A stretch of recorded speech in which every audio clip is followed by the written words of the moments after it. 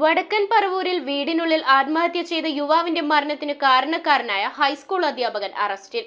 Elanthikkara high school അധ്യാപകൻ കൃഷ്ണകുമാറിനെയാണ് Paravur police പിടികൂടിയത്.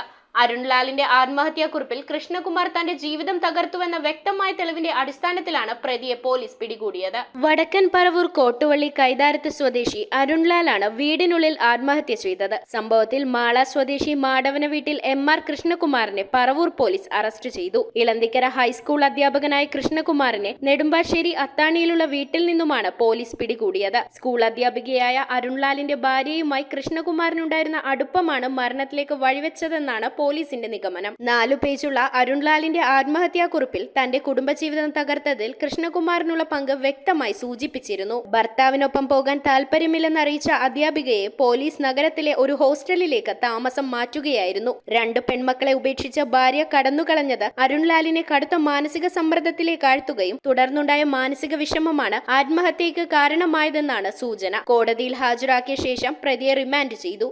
News bureau, Paravur.